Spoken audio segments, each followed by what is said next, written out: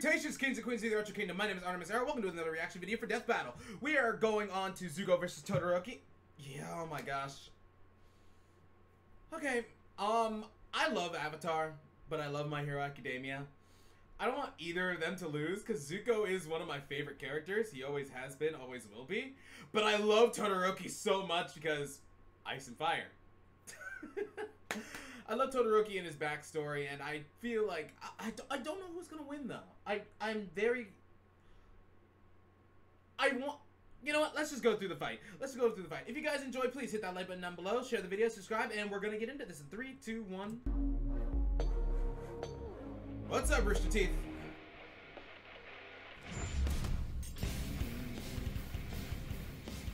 With all those cool anime heroes out there, there's bound to be plenty with angsty daddy issues. You mean like you? Don't be silly, Wiz. I'm not an anime character. Like Prince Zuko, the firebending hunter of the Avatar, The Last Airbender. And Shoto Todoroki, the prodigal son of fire and ice from My Hero Academia. He's Wiz and I'm Boomstick. And it's our job to analyze their weapons, armor, and skills to find out who would win a death battle. Water, earth, fire, air. The four elemental nations once coexisted peacefully. Then everything changed when the Fire Nation attacked. Yeah, the cranky old Fire Lord went and conquered basically the whole world. And 100 years later, the equally powerful Master of Fire, Ozai, continued that tyranny. Many believed his rule would one day pass to either his daughter, Azula, or his son, Zuko. Yeah, Fire Dad was way too ego crazy for that. He drove Azula mad, even though he did clearly favor her. Poor little Zuko got screwed over from the beginning. Yeah. Can you imagine your dad saying that while your sister was born lucky, you were just lucky to be born? I can't imagine my dad saying anything to me. Oh. Oof. Right. Oof. Well, despite this, Zuko was desperate to prove himself. What a fine work ethic. But he screwed up by talking out of turn in a big boy meeting. So naturally, his dad took him aside, sat him down, and taught him the importance of respecting others. Oh, no. Wait, just kidding. No. He burned his friggin' face off. Holy shit. With his new scar came a new mission. Zuko would hunt down the elusive Avatar, the one threat to his nation's rule, to prove himself to his father and regain his honor. Which is just a nice way of saying he was banished so he could never come back.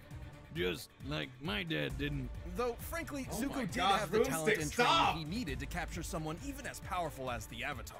Damn right, he's a fighting pro. The dude's strong enough to shatter metal chains with a kick. He's super skilled with martial arts, dual swords, and, oh yeah, firebending. As a firebender, Zuko harnesses the light of the sun to summon flames from thin air. Wherever fire remains alight in an area that's not too cold, he can manipulate or bend it to his will.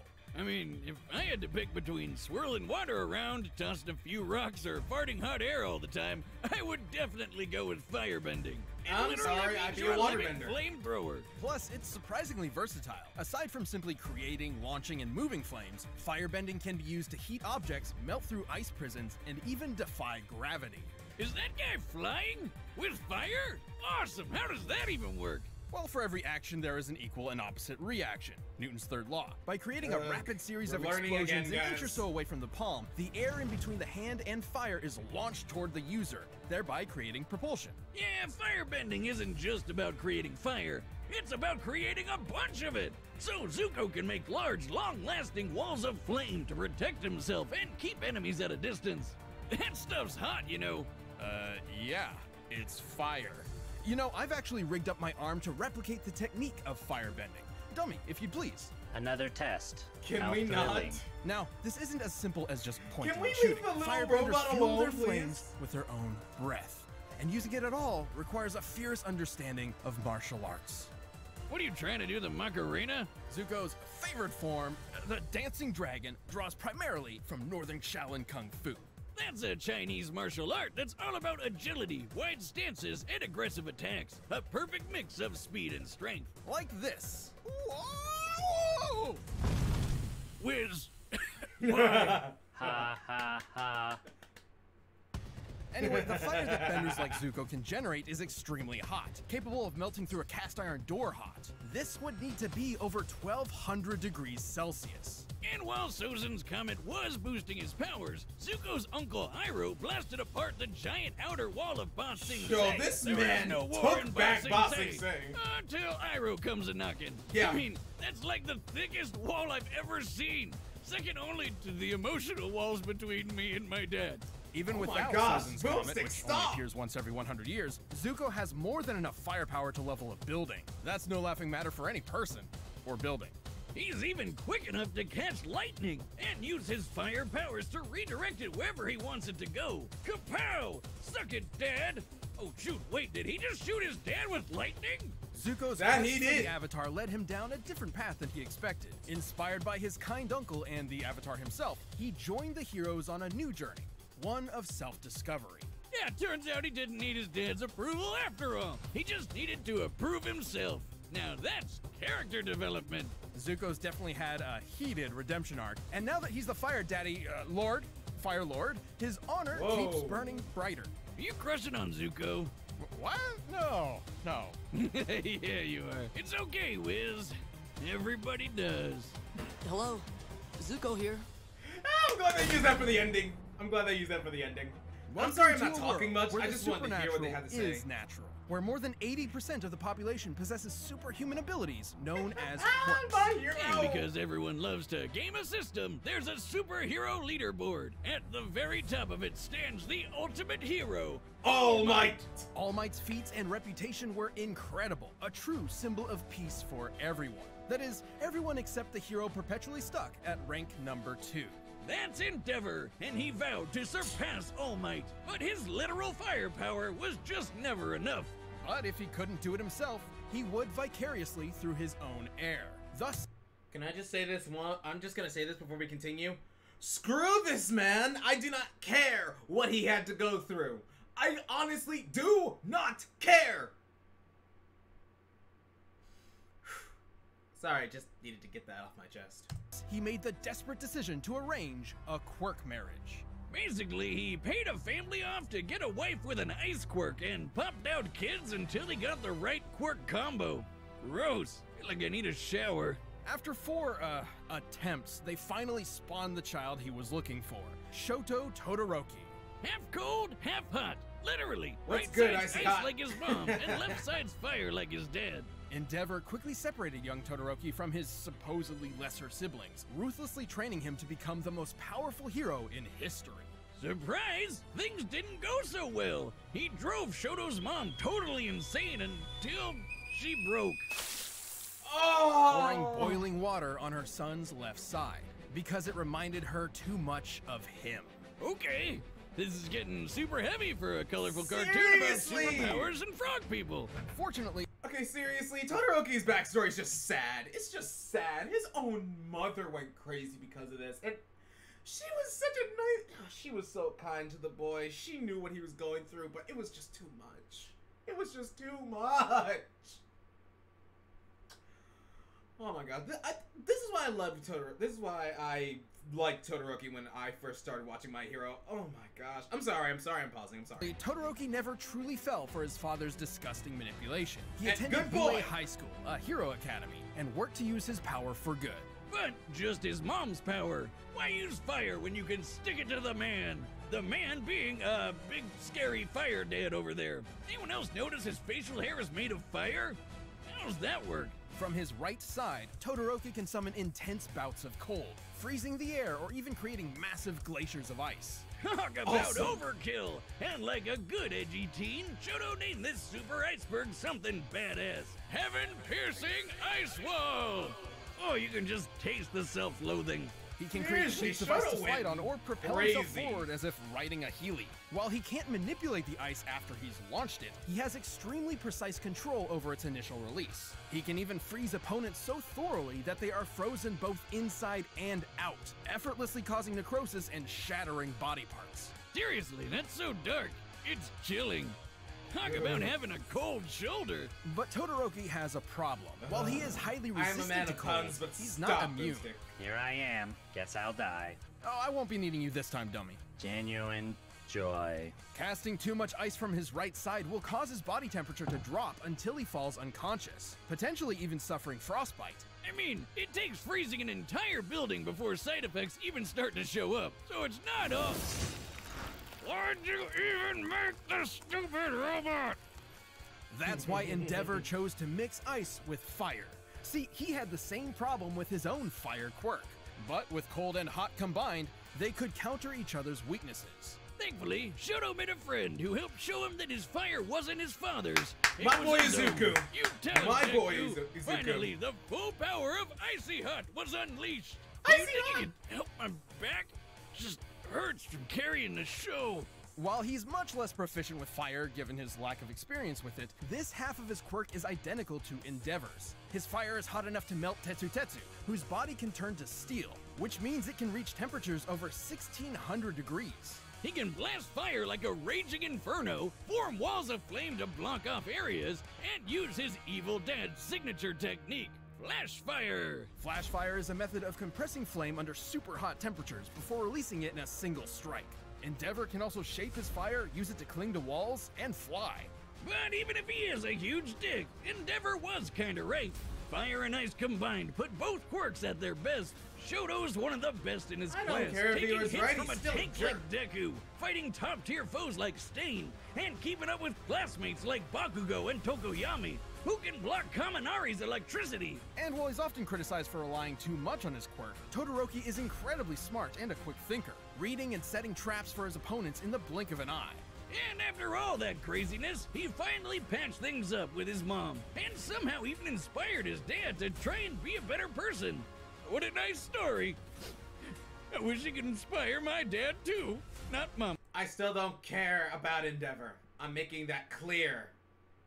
I still don't care for him. Though, she's already perfect.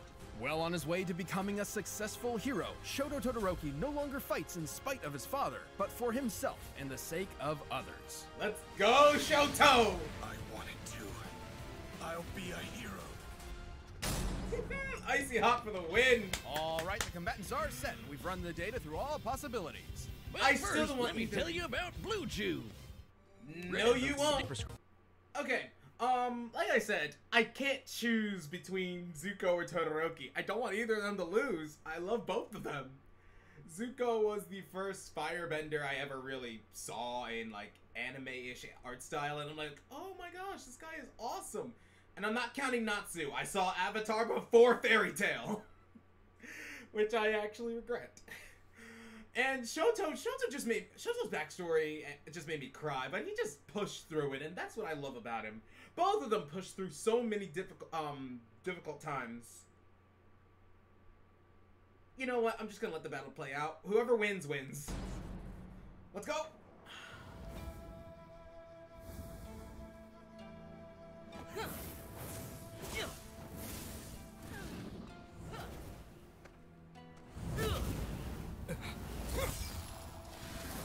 Oh, Zuko, why? Villain, you'll pay for that. No, wait. I'm not the bad guy here.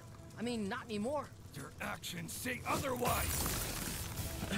Oh, Shoto, why? Fire, like my father. I'll prove I'm better than both of you. Yeah, Zuko's gonna win.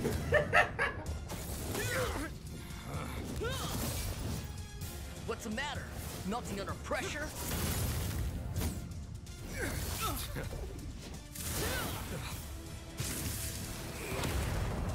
He's just Like me.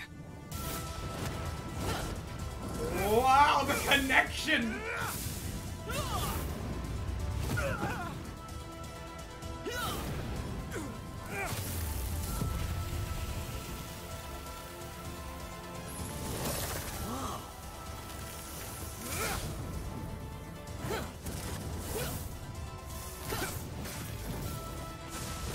Okay, this fight is actually very epic.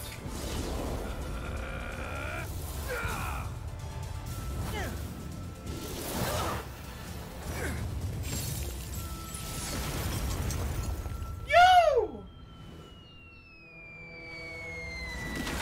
No, my cabbages! I never intended to finish you with fire. You could obviously block it. But not this. It's over.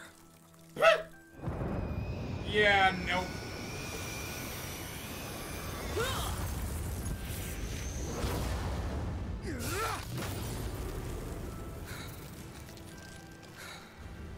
I don't care how much power you have. I know who I am. I will win! So let's go, Zuko! Then I'll have to go beyond. Plus Ultra!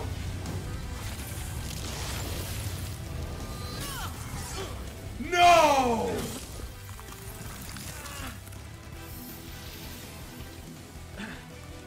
I am the Fire Lord.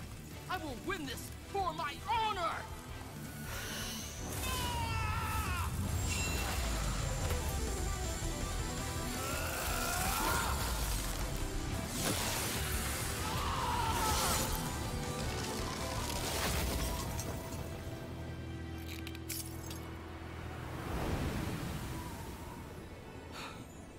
Apologies. KO! Okay, What? talk about cool as hell. That was epic. Please. What? What? Yo, I actually thought Zuko had this in the bag. I'm not even lying. I actually thought Zuko had this in the bag for a minute. I'm like, what? I'm grieving here. Both Todoroki and Yo! Zuko held solid advantages over the other. Zuko's martial arts, athleticism, and lightning-fast reflexes meant that if he could get close to Todoroki, he could likely end the fight pretty quick. But Shoto's no slouch. The guy may be better at long range, but he's been in scraps before. Like with the super fast, super deadly hero killer Stain. And with all that ice popping up everywhere and his own super sliding and boosting skills, Shoto made it hard for Zuko to get close for long. Plus, the Oh, speed dear. difference wasn't all that drastic. Todoroki's fellow student Tokoyami's Dark Shadow blocked Kaminari's electricity after it had been fired. Quirks are not magic, and there are very few ways for electricity to travel through the air. Lightning is essentially an ionized path that electricity travels through. Kaminari's quirk must use the same method. Dark Shadow blocked Kaminari, Bakugo dodged Dark Shadow, and Todoroki can match Bakugo in a fight. Bada bing, bada boom, that's lightning fast reflexes, baby. While Zuko certainly had more control over fire, Okay. Todoroki could easily repel his firebending with his own flames, not to mention the clear difference in temperature. Zuko may be skilled with fire, but he's not immune to it, nor did he have any reliable counter for fast and massive ice attacks. We don't even need to bust out the calculator for this one, Wiz. That stadium is circled by a 4-kilometer track. That's huge. And the edgy ice wall covered almost half of it in less than a second. Zuko didn't even have give that a kind of chance power to- spread. Yes, I know fire melts ice, but not instantly when it comes to gigantic glaciers. Plus, firebending becomes much more difficult in cold temperatures. Sure, Zuko's melted through ice prisons before, but only ones where he could still move or at least breathe. Remember, firebending requires breath and movement. When Azula was trapped in an ice prison so compact she couldn't move or breathe, She was couldn't do helpless. anything. But like, Shoto could just freeze over Zuko's insides anyway. No way he was surviving that. Zuko might have been an admirable bender and adorable fan favorite, but Todoroki's overwhelming ice, versatile defense, and incredible power were just too much to handle. Zuko aimed for success, but his opponent Shoto put him on ice. The winner is Shoto Todoroki. I don't know how to feel because for one, like I said, I can't choose between Zuko or Todoroki. I love them both, but I still feel like Zuko might have had could have had you know what? I don't know. The fight was awesome. I loved it. It was amazing. It sucks Zuko had to die, but I have to admit it was great. It was great. Alright, you guys, that's it for this episode. We are going to be getting Sonic versus Wally West tomorrow. Archie Sonic versus Wally West Flash tomorrow. If you enjoyed this video, please hit the like button down below. Also, share and subscribe. It would really be appreciated. And I will see you guys then. This is Artemis Era signing off. Have a good day, everybody.